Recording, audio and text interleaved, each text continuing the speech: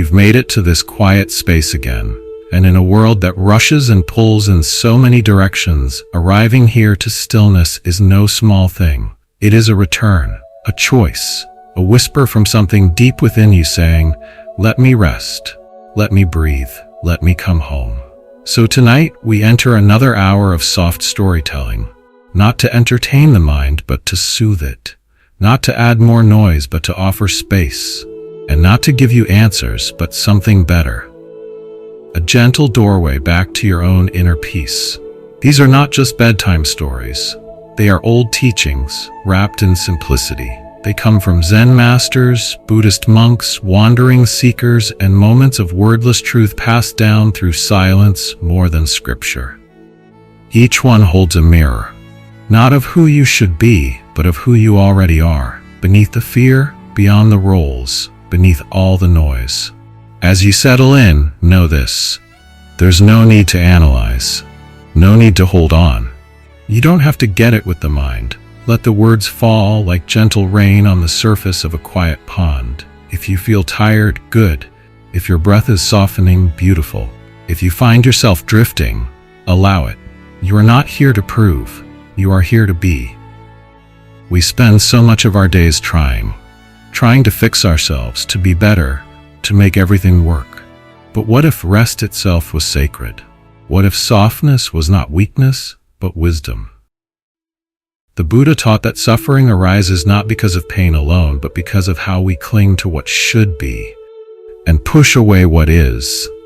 These stories invite you to release the grip, to stop clinging to expectations, to stop pushing against the present, to begin again, not with force, but with kindness. So here's the invitation. Let your shoulders drop. Let your eyes soften. Let your breath come and go like waves on the shore. You don't have to hold yourself together here. You don't have to be anyone. Just be. Let these Zen stories carry you inward. Let them meet you exactly where you are, in tension or calm, grief or gratitude, fatigue or openness. There is room for all of it here. Each story will offer a seed, a moment of insight, a pause in the storm. You can hold on to the one that speaks to you, or simply let them pass through, like clouds in a wide, compassionate sky. There's no right way to listen. Just keep breathing, keep softening, keep allowing. Some stories you may remember, some will feel new, but each one is a doorway, and sometimes all you need is one door to open to find yourself back home. Let us begin. Story 1: The Empty Teacup. A learned man came to visit a Zen master. He was a respected professor, highly educated, confident, full of ideas and opinions about the world, the mind, and even enlightenment itself. He had read many sutras, studied ancient philosophies, and taught students for years. But now, he came searching for something deeper.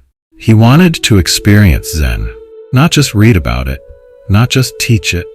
He wanted to understand it from the source. The master received him kindly, offering a seat and a pot of tea. The professor, unable to contain his enthusiasm, began sharing all he knew about meditation, about emptiness, about consciousness and the ego, about the paths he had walked and the insights he believed he'd found. The master listened, quietly, without interrupting. Then, with gentle hands, he began to pour tea into the professor's cup. The professor kept talking, and the master kept pouring. Soon, the tea reached the brim, but the master didn't stop. He kept pouring. The tea spilled over the edge of the cup onto the saucer, then down onto the table. The professor froze. He watched as the tea flowed, confused and startled. Finally, he said, "Master, the cup is full. No more will go in." The Zen master paused, looked into his eyes, and spoke softly.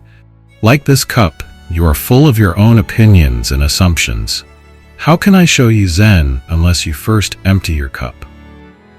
And in that moment, brief and quiet, something shifted in the professor.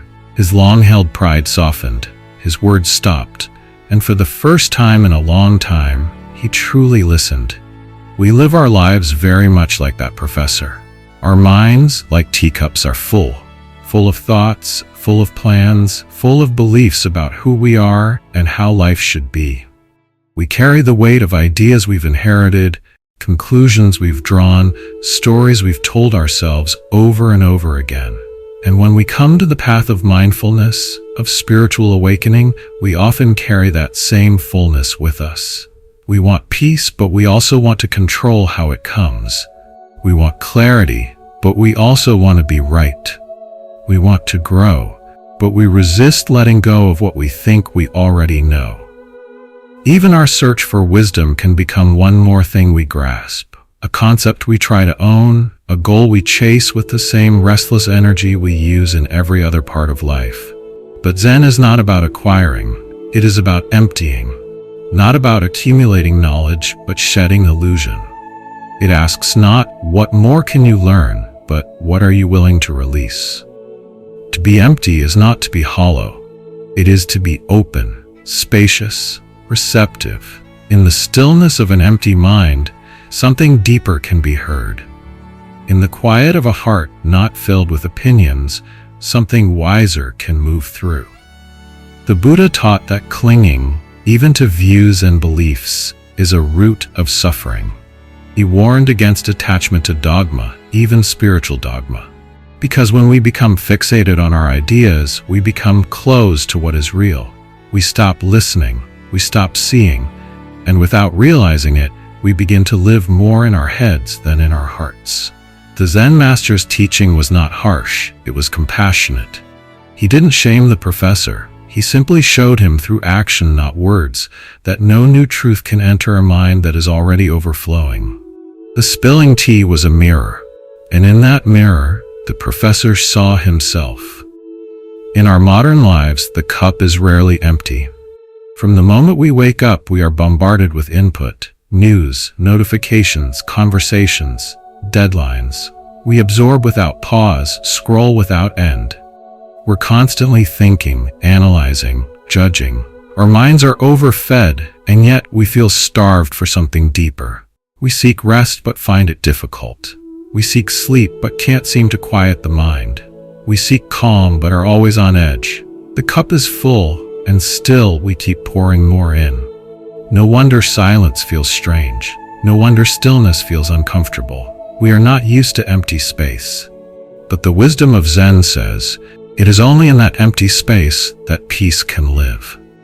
Tonight, perhaps this is your invitation to let go of needing to understand everything.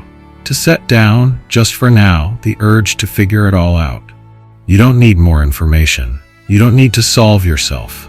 You don't even need to try so hard to heal. You just need to become quiet enough to receive. To rest like an empty cup under the sky. To let these stories wash over you, not as concepts to dissect, but as gentle reminders of what your heart already knows. Soften the mind. Open the heart. Trust the silence between the words. Let go of trying to grasp the meaning and simply allow the meaning to come, slowly, naturally, in its own time. You don't have to pour anything out forcefully. Just stop pouring more in. Let the mind settle. Let the stories speak for themselves. And perhaps, like that professor, there will come a moment, not dramatic, not loud, but quietly real, when something in you shifts. When something opens, when the noise quiets and the truth rises, not from outside you, but from within. Be the empty cup and receive. Story 2. The Bamboo Forest. There was once a young monk who lived in a mountain temple surrounded by a vast bamboo forest. Every morning he would walk the narrow path between the tall stalks, listening to the soft rustling of leaves, the creak of trunks swaying in the breeze, and the hush of the earth beneath his feet. One day, overwhelmed by frustration with his meditation practice, he went to his master. "Why can't I settle?" he asked. "My mind won't stop racing. I try to sit, to breathe, to follow the teachings, but it all feels like struggle. I'm either distracted or forcing myself. I feel like I'm failing." The master said nothing. He only stood, motioned for the student to follow, and led him deep into the bamboo forest. They walked until the temple was out of sight. Then the master pointed to a tall bamboo stalk that bent gently in the wind. "Look," he said. "This is how the bamboo grows, by yielding. It bends, but it does not break. It sways, but it stays rooted. Its strength is in its softness." The monk watched the bamboo dance. Then the master added, "The bamboo does not resist the wind, and still it stands tall. Your practice should be like this, strong in root, soft in form." And with that, the lesson was over. The monk said nothing. He only stood in the forest, surrounded by silence and the gentle rhythm of nature, and let something inside him loosen. We often believe that to succeed in meditation or in life, we must push harder, sit straighter, try more. We treat spiritual practice like a task to conquer, as if enlightenment is something we can win with effort or force. But Zen whispers something different, that stillness arises not through control, but through surrender, not through holding on, but through letting go. The bamboo does not become strong by resisting the wind. It becomes strong by learning how to move with it. Its strength is not stiff, it is supple, flexible, alive. And that is what Zen asks of us, not to become hard like stone, but soft like bamboo. In your own life, you may feel the wind of uncertainty, the gusts of anxiety, the storms of change, and it's tempting to brace against them, to tense the body, to harden the mind, to resist what's unfolding. But what if the way through is not by resisting, but by swaying? What if real strength is found not in control, but in trust? The bamboo grows because it has space between its joints. It breathes, it moves, it knows when to bend and when to rise. Likewise, your mind needs space, your breath needs room. Your heart needs the permission to yield. We live in a world that glorifies tension. Stand tall, be firm, take control. But sometimes peace is found in the opposite. In bending, in breathing, in releasing the grip. Even in sleep, we carry the habit of tension, clenched jaws, furrowed brows, shallow breathing. It's as if our bodies don't know how to stop fighting the day. But tonight, perhaps we can learn from the bamboo. Perhaps we can soften. Let your body sway inwardly. Let your spine lengthen not from stiffness, but from openness. Let your breath be the wind, and your presence the forest. There is nothing to force, nothing to fix, just an invitation to return to the flexible strength of your own being. The monk learned that lesson not through theory, but through observation. He didn't need another sutra or mantra. He needed to feel it, to see with his own eyes that nature already knew what the mind had forgotten, that surrender is not the opposite of strength. It is strength. In the days that followed, he still struggled at times. The mind still wandered. Doubt still came. But he no longer fought those things with force. He met them with movement. He sat with them gently, like the bamboo sits with the wind. And slowly, peace began to take root, not as an achievement, but as a natural result of his softening. Tonight, you don't have to sit perfectly. You don't have to breathe a certain way. You don't need to clear your thoughts or do everything right. You are not here to perform. You are here to remember. You are like the bamboo, already rooted, already whole. You've just forgotten how strong your softness can be. So allow yourself to bend, to breathe, to trust that whatever wind is blowing through your life right now, you do not have to resist it. You can move with it. You can stay rooted in something deeper. Even in the middle of change, you can be calm. Even in uncertainty, you can be still. Even in the storm, you can bend without breaking. Just like the bamboo. Story 3. The Two Monks and the Woman. Two monks, one old and one young, were traveling together on a pilgrimage. Their journey led them through forests, across rivers, and along dusty roads that wound through small villages. The elder monk walked slowly, mindfully, his breath steady and his eyes soft.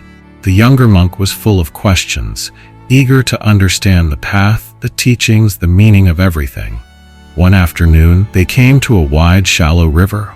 The current was gentle, but the rocks beneath made the crossing tricky.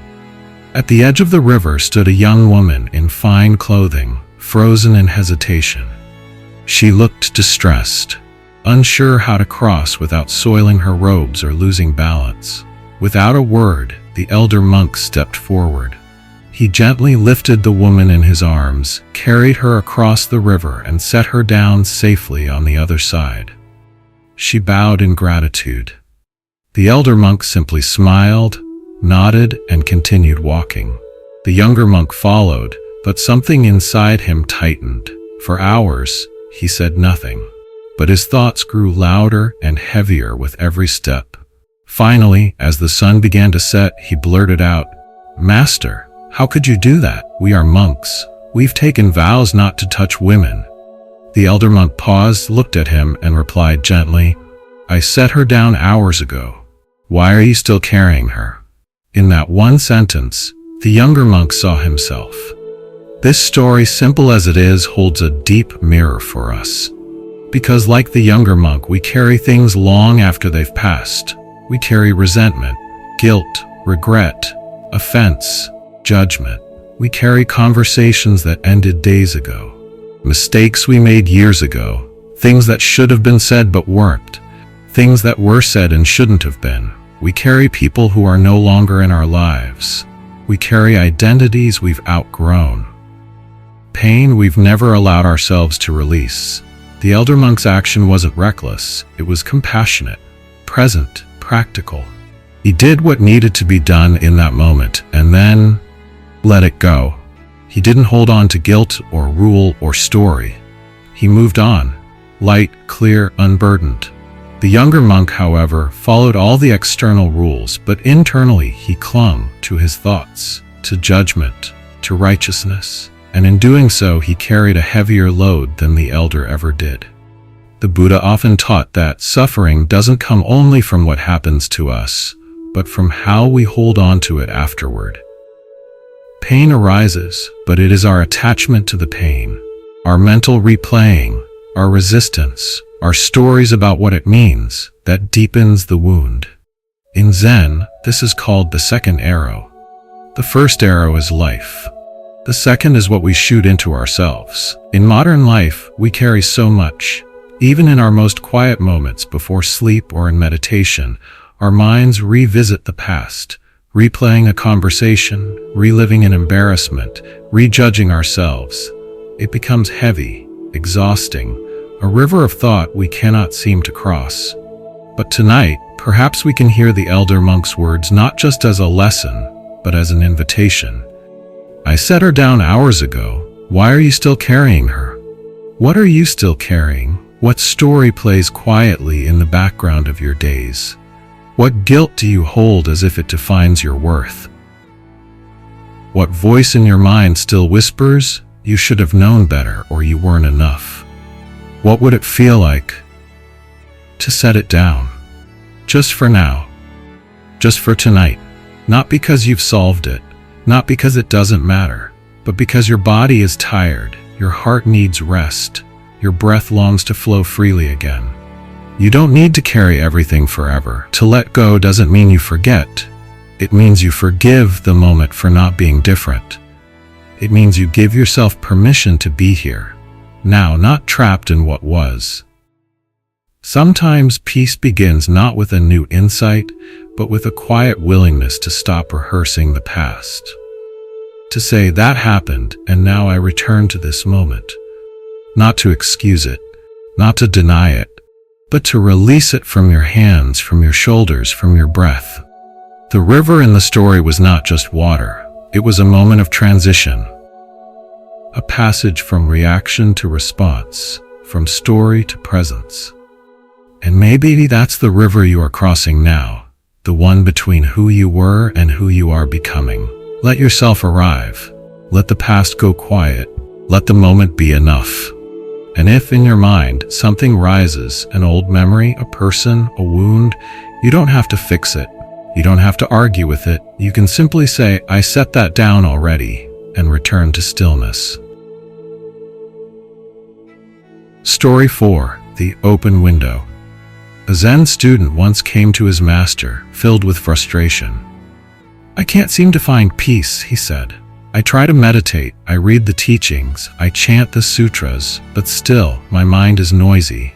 I feel trapped in my own thoughts. I can't breathe." The master led the student to a small room with only one window. The shutters were closed. The air inside was thick and stale. Dust floated in the golden light. The master said nothing. He simply sat in silence. The student looked around, uncomfortable. "It's stuffy in here," he said. "Can we open a window?" The master nodded. "Go ahead." The student rose, unlatched the wooden shutters, and pushed the window open. A soft breeze flowed in. The air moved. The room felt alive again. The master smiled and said, "That is what meditation is. You don't force the air to change. You simply open the window." We often think that inner peace is something we must create, build, or earn. We chase it with effort, with control, with mental discipline. We sit down to meditate with expectations. I must silence my thoughts. I must feel calm. I must reach stillness. And when those things don't come, we believe we've failed. But peace is not a thing to chase. It is something that's already there, like fresh air waiting just outside a closed room.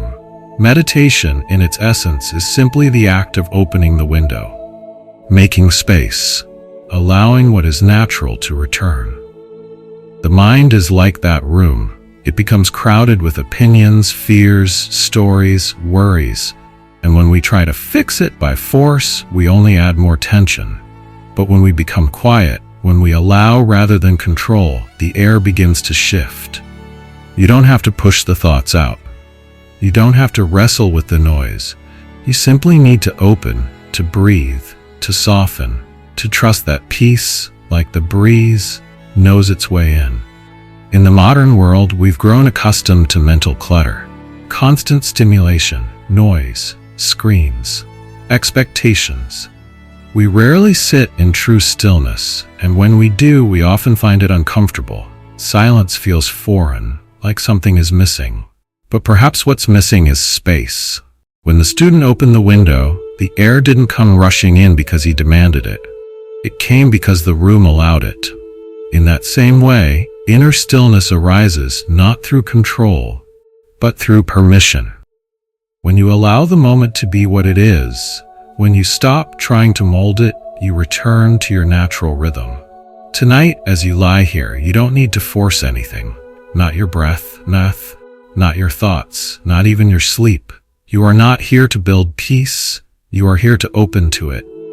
If the mind feels busy, that's okay.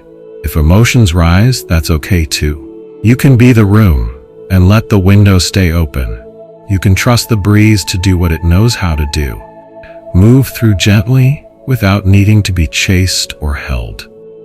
There's a quiet teaching in that open window, a way of living that says, let life pass through. Don't close yourself in. Don't try to seal the world out or shut yourself down. Keep space for the breeze. In sleep, as in practice, this means letting go of the belief that you have to do everything. The body already knows how to rest. The heart already knows how to release. The soul already knows how to heal. Your task is not to make healing happen. It is to stop resisting it. Open the window. Let the old air move out.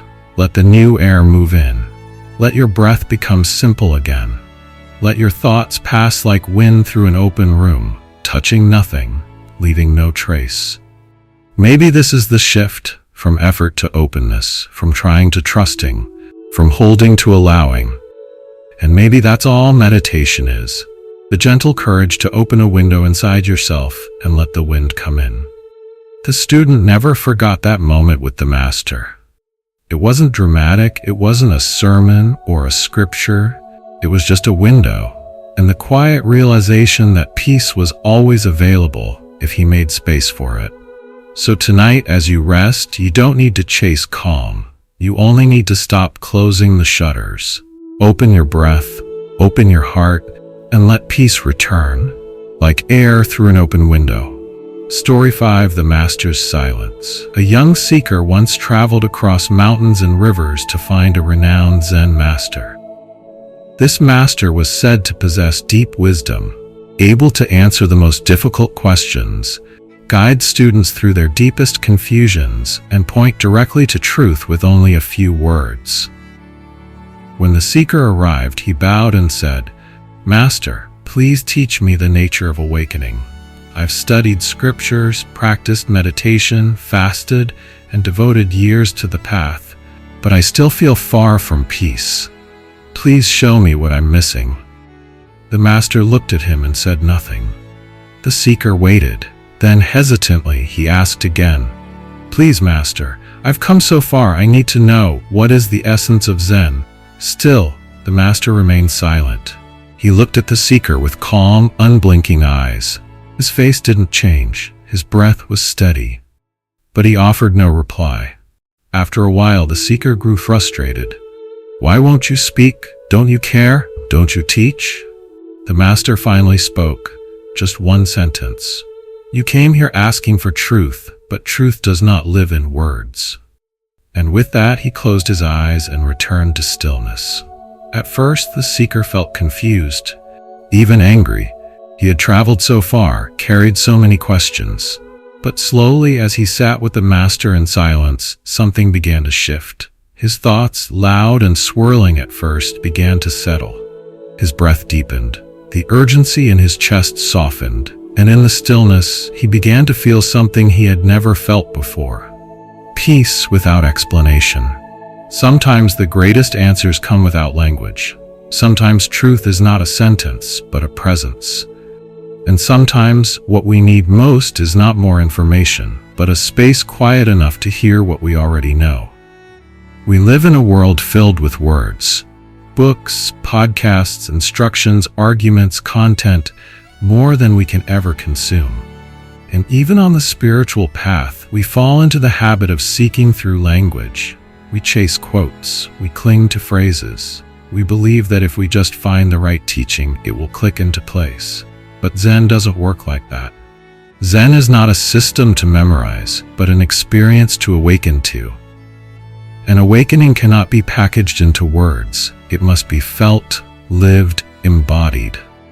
The master's silence wasn't neglect. It was the purest teaching. Because in that silence, the student was finally able to listen, not to the master, but to himself. The noise quieted, the seeking relaxed, and what remained was presence. In meditation, we often think we're doing something wrong if our minds don't stop talking. But what if the silence is not the absence of thought, but the presence of awareness? What if it's not about muting the world, but about becoming still enough to hear it clearly? The master didn't speak because he didn't need to. His silence was already full of knowing, of love, of understanding. Like a still pond reflecting the sky, he offered nothing. And in that nothing, the seeker found everything. In your own life, you may be holding many questions. Am I on the right path? How do I let go? When will I feel peace? These are real, tender questions. But sometimes the answer doesn't arrive as a voice. It arrives as a pause, a breath, a loosening of the inner noise. Tonight, you don't have to solve anything. You don't have to answer your own questions. You don't even have to ask. You are invited instead to sit with the question, like the seeker sat with the master. Not with urgency, but with presence. Not to get somewhere, but to arrive here more fully. There is a silence inside you that knows more than your thoughts. It knows how to rest. It knows how to heal. It knows how to be. And the more you trust that silence, the more you remember. You are not broken. You are just learning to stop looking for yourself in noise. Let go of needing the next insight. Let go of waiting for something profound. Let go of demanding clarity. Instead, let silence wrap around you like a blanket. Let it say nothing. Let it do nothing. And in that space, feel how deeply you are held. The student stayed with the master for many months. Sometimes they spoke, sometimes they didn't. But in that space, the seeker discovered a new kind of wisdom, not taught but transmitted, not explained but felt. And long after he left, he remembered that moment of silence more vividly than any word ever spoken. Maybe tonight, you don't need more teachings.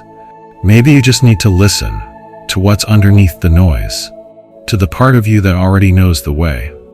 Just as the Master said, truth does not live in words, but it does live here, in this breath, in this quiet, in this moment. Story 6. The Dropped Stone. 2 travelers were walking through the mountains, one older, one younger. They had been walking for hours, and the path had grown steep and difficult. The younger traveler lagged behind, his steps heavy, his breath sharp.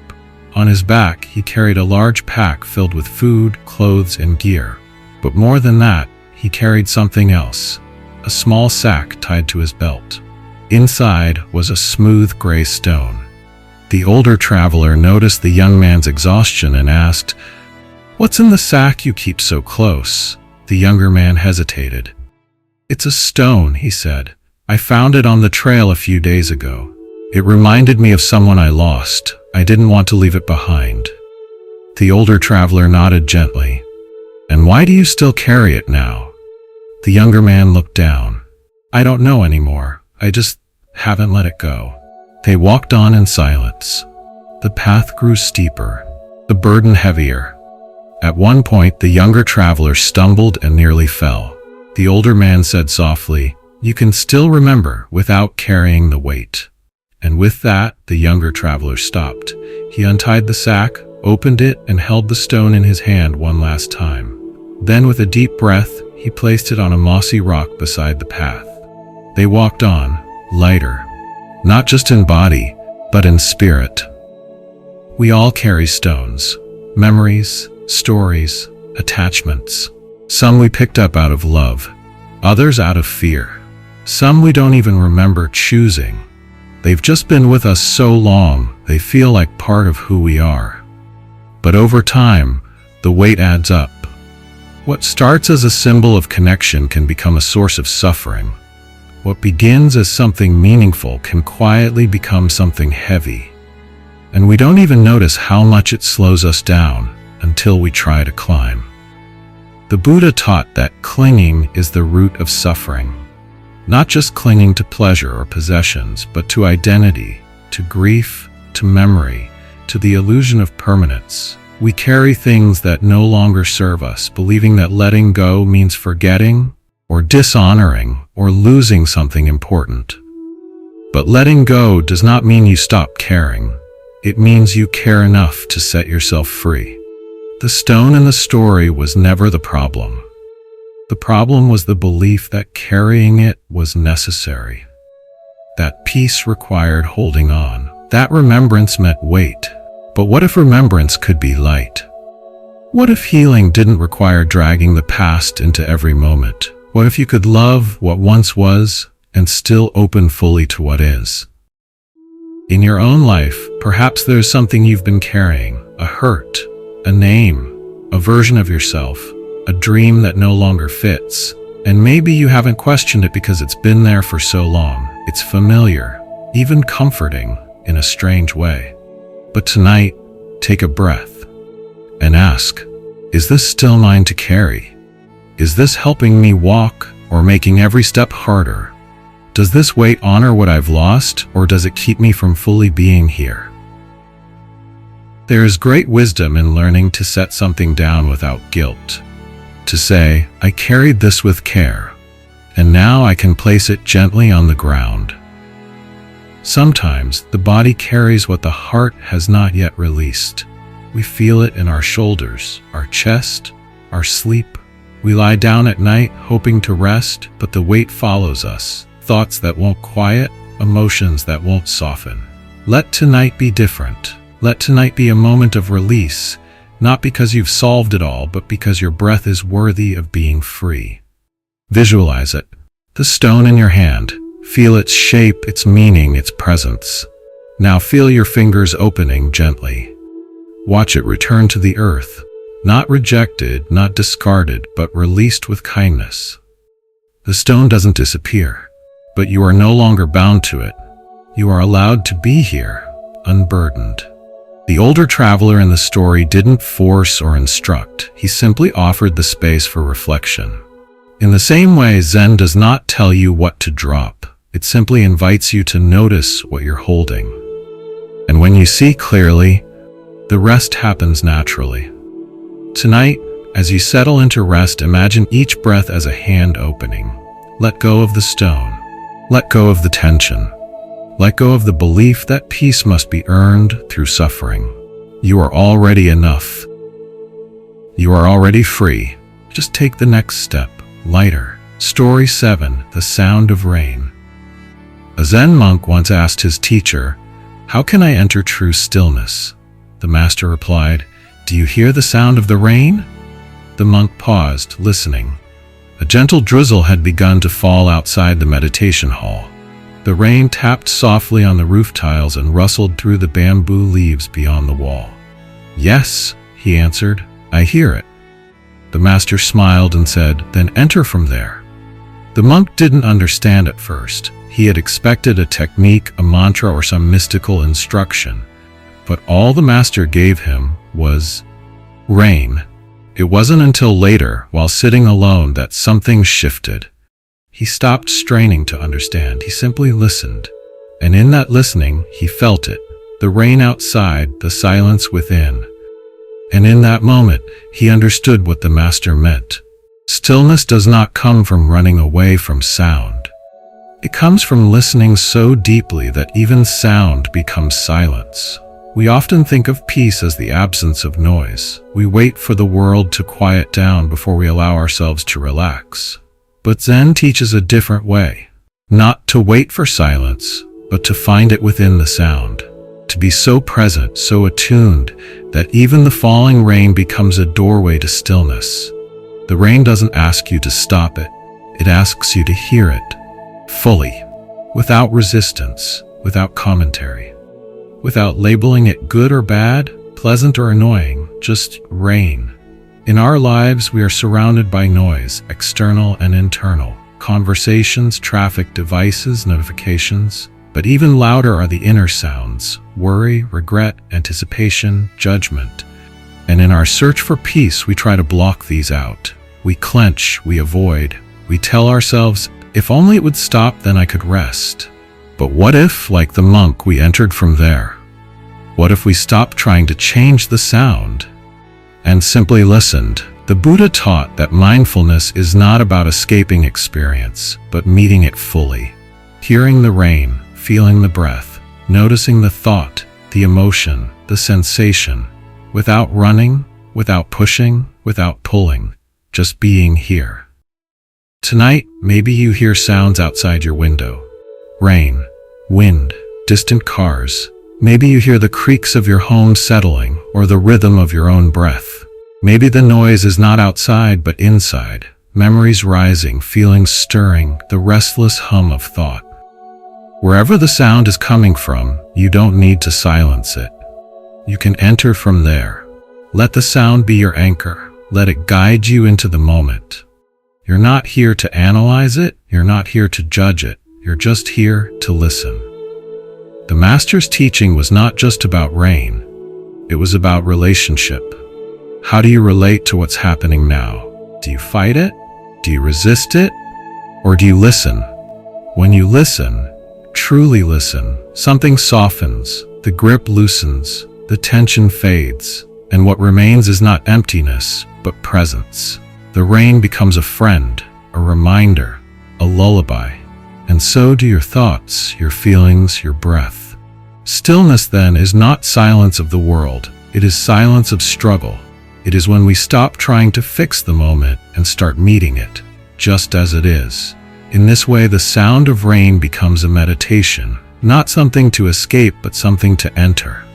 And once you enter, everything shifts. The monk in the story learned this, not from theory, but from listening, from letting the sound be enough, from realizing that peace was never somewhere else. It was always here, waiting in the rhythm of falling water. So tonight, listen closely. Maybe there's rain outside, maybe not. But somewhere there is sound. Somewhere your breath is rising and falling. Somewhere your heart is beating like a soft drum in the night. Enter from there. You don't need the world to go quiet in order to rest. You only need to stop resisting what's here. You only need to say, this too is allowed. And in that allowance, peace finds its way in. Just as the rain touches the earth without asking for permission. Just as the sound reaches your ears without needing your approval. Just as this moment is enough, exactly as it is, let go of chasing silence and listen, really listen. Let the rain teach you. Let it become your path. And if the rain doesn't fall tonight, listen anyway. The stillness is already here. Waiting. Story 8. The Floating Leaf. A Zen master once brought his students to a quiet river at the edge of the forest.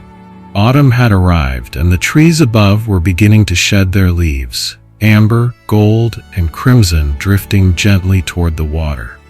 The master pointed to a single leaf, freshly fallen, slowly turning in the current.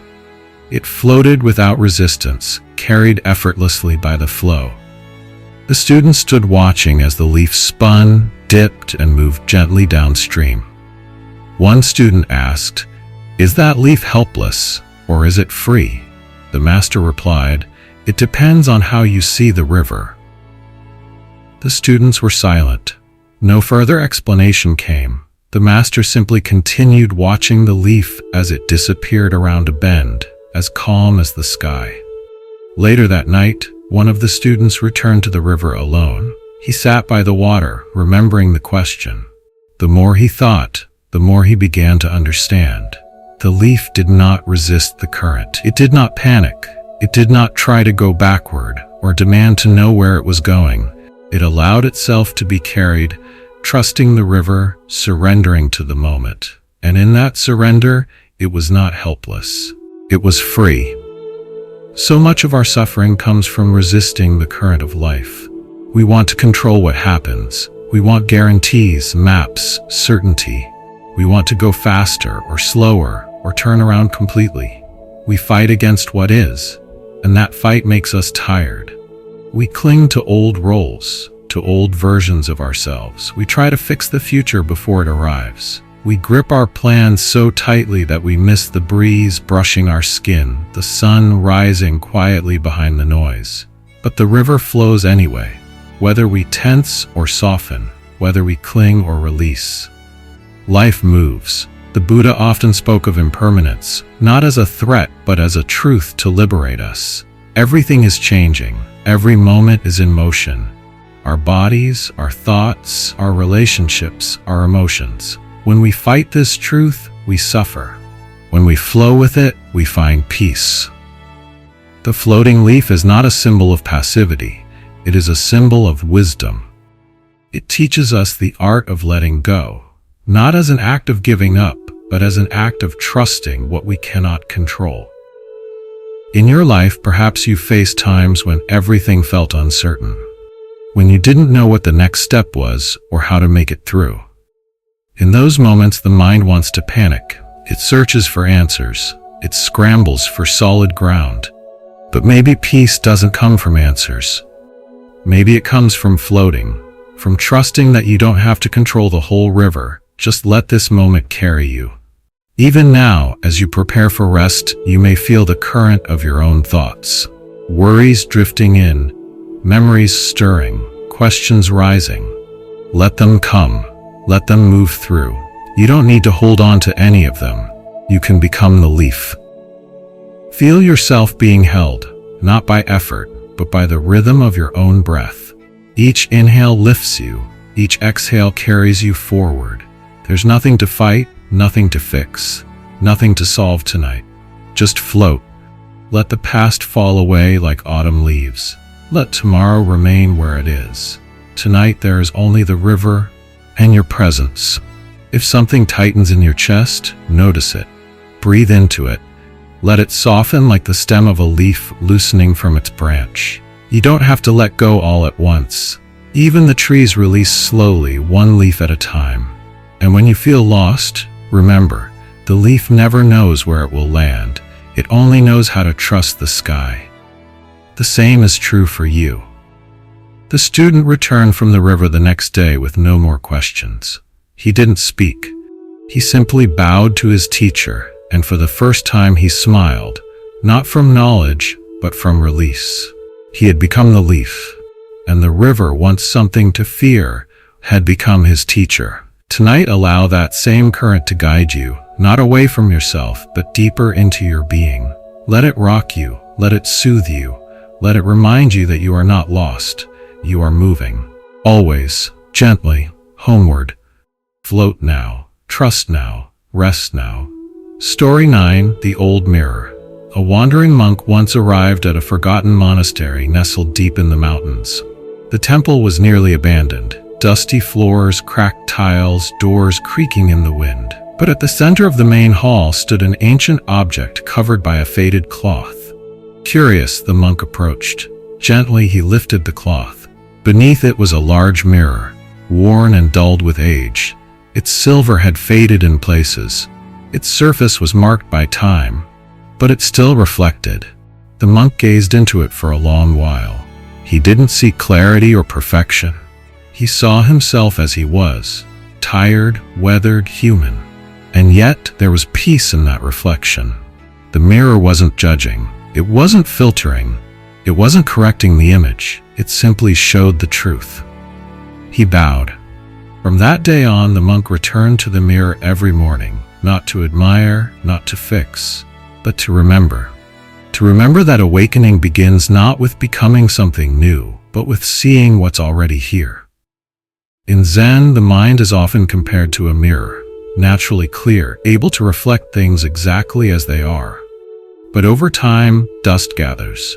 Thoughts, emotions, conditioning, judgment, all settle like particles on the surface. We stop seeing clearly, not because the mirror is broken, but because we've forgotten how to clean it. We begin to identify with the dust. We mistake passing clouds for the sky itself. We think, I am my anger, I am my fear, I am my past. But the mirror beneath is untouched, always whole, always waiting to be seen again.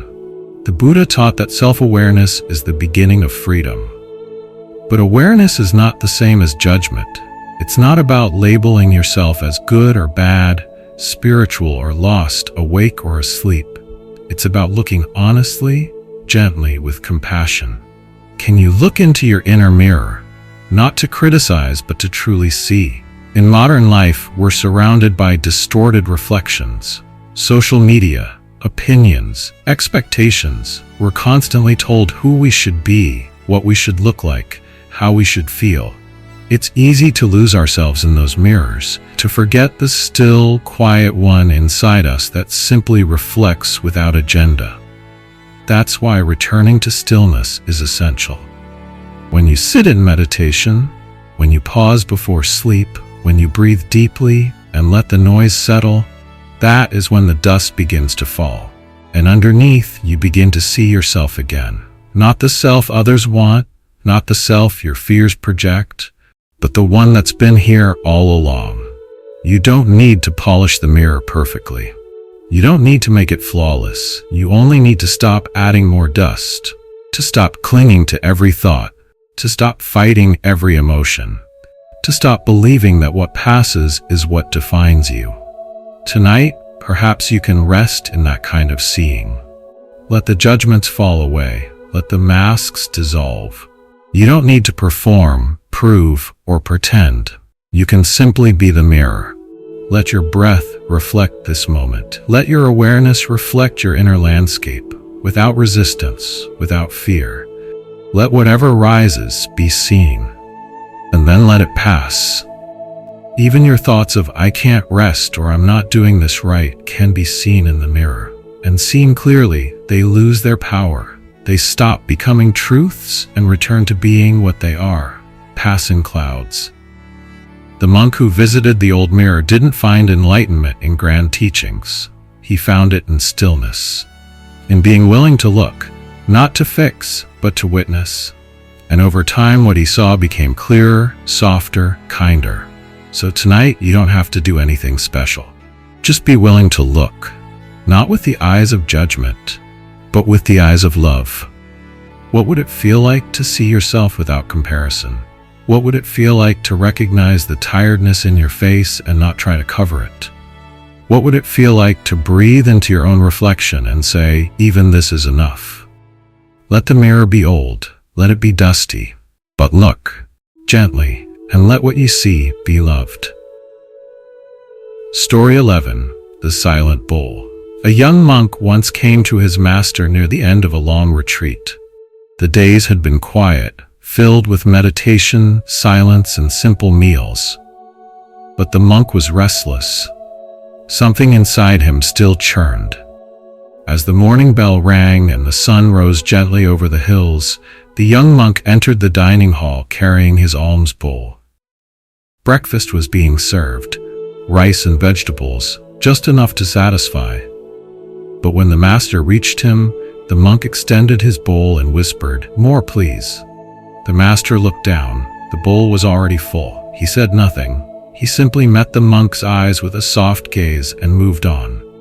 The young monk sat down, confused, a quiet frustration forming in his chest. He stared at the food, but barely touched it. His mind kept turning. Why didn't he say anything? Why didn't he explain? Later that day, the monk approached the master and asked, "Why did you ignore my request?" I asked with sincerity. The master replied, "Did you look into your bowl?" The monk paused. "Yes," he said, "but I still felt hungry." The master smiled. "Then your hunger is not in the bowl," and he walked away. That night, the monk sat long into the evening, reflecting on the exchange. And slowly something began to shift inside him. He realized his bowl had been full, but his mind was not at rest. His craving had not come from the body, but from something deeper. A longing, a need for more, not more food, but more something. More assurance, more satisfaction, more peace. And yet peace could not be poured into a bowl. It had to be found in the one who holds it. We live in a world that constantly teaches us to seek more comfort, more answers, more success, more control. And so we carry our bowls everywhere, asking for more recognition, more understanding, more love, more sleep, more ease. But often the bowl is already full. It's not the contents that are lacking, it's our ability to receive them. The Buddha taught the power of santuthi, contentment. Not complacency, but a deep, quiet knowing that this moment, just as it is enough. But contentment doesn't come from having everything. It comes from seeing clearly what's already here. When we're disconnected from presence, we feel a constant hunger. We eat but don't taste. We hear but don't listen. We receive but don't absorb. The bowl fills and yet we feel empty. And the more we chase fulfillment out there, the more we miss the stillness within. The master's silence was not rejection. It was an invitation. Look into your bowl. Notice what is already here. What are you overlooking? What are you reaching for that cannot be served in rice or words or form? Tonight, perhaps your mind feels like that young monk's, restless, unsatisfied, searching for something more. Maybe you want deeper rest. Maybe you want answers. Maybe you want the weight in your chest to dissolve. But maybe, just maybe, your bowl is already full. Maybe what's missing is not outside you, but the pause to truly receive what's already here. The breath in your lungs, the softness of the bed, the sound of this voice, the silence underneath it all. Let yourself feel it, let yourself taste it, without trying to add more, without needing to fix or adjust, just this. Enough. There's a healing that happens when we stop grasping, when we stop asking the moment to be more than what it is, when we stop demanding and begin listening. The master taught without words. He taught by presence. And the young monk, over time, learned to trust that presence more than the noise of his own craving. He learned that silence can answer more than words. He learned that a full bowl means nothing unless we are present enough to taste what's in it. And slowly, his restlessness softened, his hunger calmed, and his mind became quiet. So tonight, if your bowl feels empty, look again. If you feel like something is missing, pause. Place your hands over your heart. Breathe deeply. You don't need more right now. You only need to receive what's already here. The warmth, the stillness, the breath, the peace. It may not be loud, but it is all is full, and so are you. Story 12. The Wind Inside the Bell. A novice monk loved the sound of the temple bell. Each morning before sunrise, he would sit in meditation, waiting for it. And when the bell finally rang, low and deep, echoing across the valley, his heart would lift. The world would pause, the breath would slow. He felt in that moment completely present. One day, the master noticed his devotion. "You really love the bell," the master said. "Yes," the young monk replied. "When I hear it, I feel calm. I feel like I can breathe again, like everything makes sense." The master nodded, then asked, "And when the bell does not ring, can you still find that peace?" The monk hesitated. "I don't know," he said softly. "I haven't tried." That evening, the master led him to the bell tower. The bell hung there, silent in the moonlight. The master pointed toward it and said, "Sit here tonight, listen, not for the bell's sound, but for the wind inside it." The monk looked puzzled. "But the bell doesn't make sound unless it is struck." The master smiled. "That's true, but its stillness contains the echo. Sit until you can hear it." And then he left. So the monk sat. At first, he heard nothing but the quiet of the night. Crickets, the occasional gust, his own thoughts, doubt, restlessness. But slowly something changed. He stopped waiting for sound. He stopped reaching for the familiar. He began to feel the presence of the bell itself. Not in vibration, but in space. The bell wasn't speaking, and yet it was still whole, still complete. And somewhere in that silence, the monk began to hear what had always been there. Not the bell's voice, but his own. We often seek peace through conditions: a quiet room, a kind word, a beautiful sound, a moment of clarity. And when those things arrive, we feel okay for a while. But when they disappear, when life becomes noisy or uncertain, we lose our balance again. Zen invites us into a deeper truth. That stillness is not found in what surrounds you, but in what's within you. The true bell does not ring outside, it rings in the heart that listens. The Buddha taught that liberation comes not from chasing favorable conditions, but from seeing clearly in all conditions. Whether it is raining or quiet, whether the bell rings or remains still, whether life gives or takes, there is a silence beneath it all that is untouched. And that silence lives in you. In modern life, it's easy to become dependent on outer cues for inner calm. We rely on music to soothe us, on routines to ground us, on someone's presence to make us feel safe. And when those things are gone, we feel lost. But what if, like the monk, you sat beside the silent bell? What if you listened, not for what the world can give you, but for what is already inside? Even now, as you lie down, maybe you're waiting for something to bring you peace. A perfect thought, a soft sound, a sudden release. But perhaps peace is already here, not outside you, but within. You don't need the bell to ring tonight. You only need to trust that it's whole, even in silence.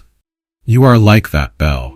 You don't need to be struck by external things to be real, to be valid, to be heard. Your stillness is not empty. It is full of wisdom, breath, and presence. Let yourself rest in that stillness. Let yourself listen, not outward, but inward.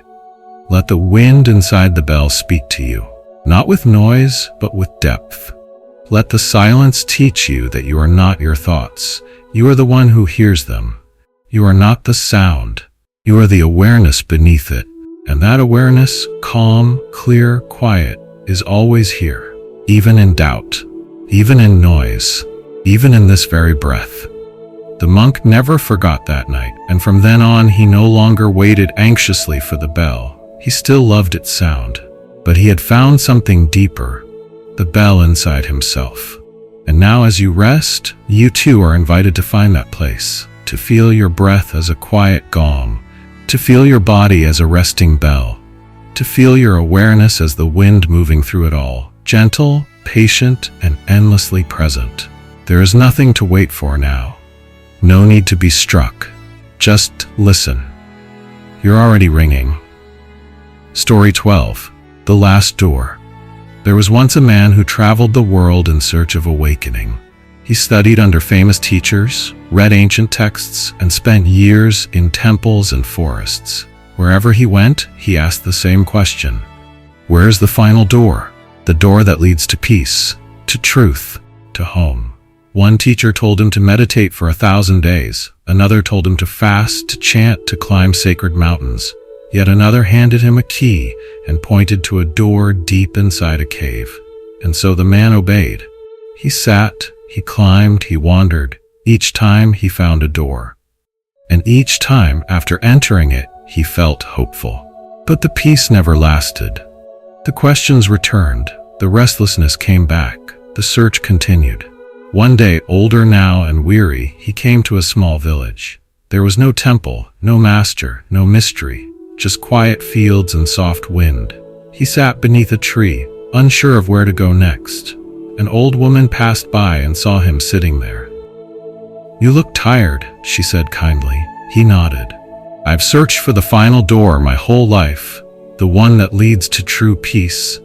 But no matter how many I walk through, it never stays." The woman smiled. "Perhaps it's not another door you need." "Then what?" he asked. She pointed, not to a temple, not to a mountain, but to his own chest. "Maybe," she said, "the last door is the one you stopped knocking on a long time ago." He looked down, placed his hand over his heart, and something inside him opened. We often spend our lives searching outward. We seek meaning in places and people, in teachings and techniques, in experiences, journeys, roles, identities. We believe that peace lies somewhere just beyond the next step, if only we can get there. But Zen reminds us, the final step is not forward, but inward. The last door is not hidden in a monastery or on a mountaintop. It's inside you. It always has been. The Buddha taught that awakening is not something gained.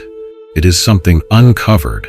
Like the moon behind clouds, it has never left, only been obscured by thought, fear, striving. We look everywhere else because turning inward can feel like surrender, like failure. But it is the opposite. It is the return, the homecoming, the soft exhale after years of holding your breath. The man in the story didn't fail in his search. He just didn't realize what he was carrying all along. The door, the key, and the one who could open it. And maybe you've been searching too, for stillness, for clarity, for healing. Maybe you've tried many doors, books, teachings, routines, expectations. Maybe some helped, maybe some didn't. But tonight, something simpler is being offered, a pause, a breath, a turning inward. Not to fix, not to achieve, but to remember that your deepest peace does not live in the next answer. It lives in your willingness to stop asking, to be here, to feel what you're feeling, to soften your chest, to place your hand like the man did over your own heart and knock gently, no force. No demand, just presence. And maybe behind that stillness, a door will creak open, not with fireworks or great realization, but with quiet welcome, a sense that you don't have to go anywhere else, that everything you longed for has been waiting patiently inside. Zen is not a path of gaining. It is a path of remembering, of unlearning, of peeling away everything that is not essential. And when the last door opens, you may not even realize it. You may just feel a little lighter, a little quieter, a little more like yourself. The search ends not with a bang, but with a return to this moment, to this breath, to this version of you, tired, imperfect, whole. And so tonight, let this be your final door, not to escape, but to enter, not into something new, but into something ancient and familiar. Not far away, but right here, inside. Welcome home, you've arrived. Not at a destination, but at a stillness within you, that perhaps had been waiting quietly for your return. 12 stories have passed like lanterns on a dark river. Each one carried a flicker of light, a glimpse of something ancient, a reflection of what lives in you. Not to entertain, not to instruct, but to remind. That peace is not something you chase, it's something you come home to. And that coming home doesn't require perfection, it only requires presence. Maybe you listened while lying in bed, eyes growing heavy, breath slowing with each word. Maybe you're still awake, thoughts softened, resting in the hush between sentences. Either way, you've practiced something profound tonight. You've allowed stillness to hold you. You've let wisdom speak, not through force, but through story. And perhaps most beautifully, you've done nothing at all, except simply be here. That in itself is enough. The Buddha said, "Better than 1,000 hollow words is one word that brings peace." If even one sentence tonight found its way to your heart, then this moment has done its quiet work. Let that be enough. As you drift into sleep, carry nothing with you. No effort, no need to remember the teachings, no striving for awakening. Just breath, just presence, just rest. You don't need to become anyone, you already are. You don't need to get somewhere, you're already here. Let the stories dissolve like mist in the morning. Let the silence behind them remain. And if you wake in the night uncertain or afraid, return to what you now know. The final door is always near. You don't have to search for it. Just breathe, just listen, just knock gently on your own heart. Thank you for being here. Thank you for choosing presence. Thank you for allowing stillness to meet you. If these stories brought you comfort, you are always welcome to return, to listen again, to rest again, to remember again. This is Mindful Dharma, where ancient wisdom meets the quiet needs of modern life. We'll be here when you return. Until then, sleep well and be free.